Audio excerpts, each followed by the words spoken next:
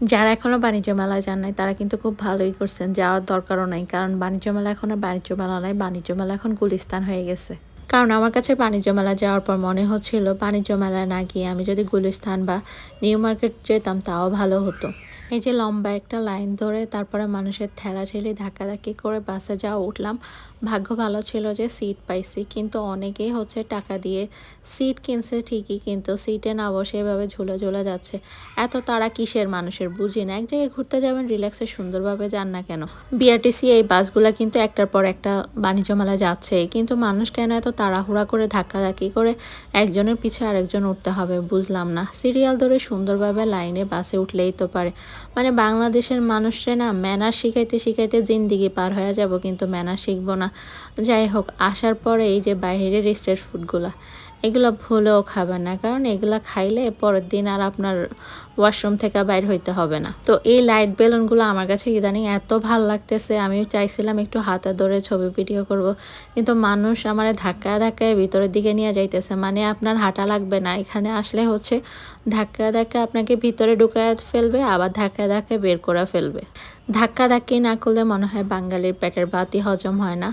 মানে এত বেশি বিরক্ত হয়ে গেছিলাম। যাই হোক, এখানে আসতে আসতে মাগরিবের নামাজের আজান দিয়ে দিয়েছে। তো ওরা হচ্ছে সবাই বাইরে দাঁড়িয়ে আমাদের জন্য অপেক্ষা করতেছিল। আমরা যারা যারা নামাজ পড়বো আমরা ভিতরে নামাজের স্থানে গিয়ে নামাজ পড়ে নিয়েছি। নামাজ পড়ে আসার পর তাইমুর বললো ওর খিদা লাগছে, তারপরে ওর এই সাপ্পি ওর জন্য হচ্ছে নুডলস নিয়ে আসছে, আর আমি সেটাই ওকে খাইয়ে দিচ্ছিলাম। মানে ওদের দুই ভাইয়ের হচ্ছে সেম অবস্থা, ওদের দুইজনের হচ্ছে ক্ষুধা লেগে যায় একটু পর পর হচ্ছে নুডলস বা টুকিটাকি আইটেম খাওয়ার জন্য ওদের সবসময় ক্ষুধা লেগেই থাকে। তো যাই হোক, বাচ্চাদের এখন বাড়তি বয়স, বাচ্চাদেরই তো এখন খাওয়ার সময়।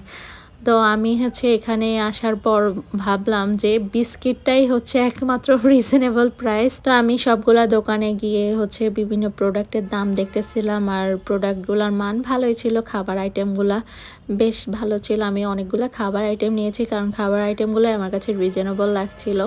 তাছাড়া জুতা জামা এগুলোতে তো হাত দেওয়াই যাচ্ছিল না। ওই পাশেই হচ্ছে আবার বাচ্চাদের রাইডসের ব্যবস্থা ছিল পিছনের সাইডটাতে।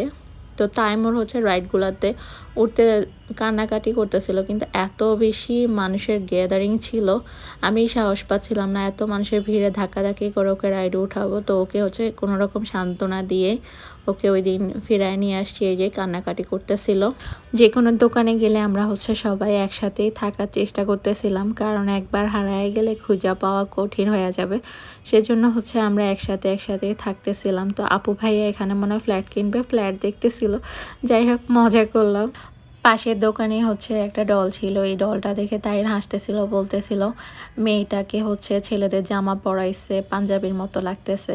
তো আমি বললাম তুমিও তোমার বান্ধবীর সাথে দাঁড়াও, তোমার একটা ছবি তুলে দে। তো ও দাঁড়ালো। তারপরে তো হচ্ছে আমরা জুলাই চত্বরে চলে আসছি। এটা আমার কাছে ভালো লেগেছে, আমার কাছে সত্যি অসাধারণ লেগেছে। এত সুন্দর করে এই জুলাই চত্বরটা ডেকোরেশন করেছে, আর হচ্ছে বারবার পরিষ্কার করতেছিল, দেখে ভালো লাগতেছিল। তো ওইখানে গিয়ে আমরা কিছু ছবি ভিডিও করার পর পাশে হচ্ছে একটা বিস্কিটের স্টল ছিল, আমার মনে নাই এটা কিসের যেন ছিল। যাই হোক, ওইখান থেকে আমি বিস্কিট নিয়েছি। তো ওখানে পাশে এই স্টলটার মধ্যে চা বানাচ্ছিল, মানে ওরা চা বিক্রি করতেছিল, চা পাতা বা দুধ এসব আইটেমের পাশাপাশি চা বিক্রি করছিল। চাটার কালার দেখে আর গ্রান শুনে আমি হচ্ছে এসে চা নিয়েছি আমাদের সবার জন্য। সবাই খেয়ে খুবই প্রশংসা করেছে, মানে চাটা এত মজা হয়েছে।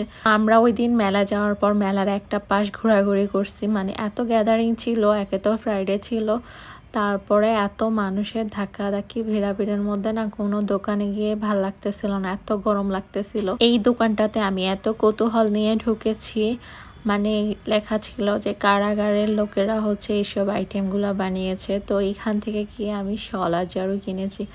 তারপরে তো আমাদের শপিং শেষ, ঘোরাফেরাও শেষ, আমরা এখন বাসায় চলে যাচ্ছি। আল্লাহ হাফিজ।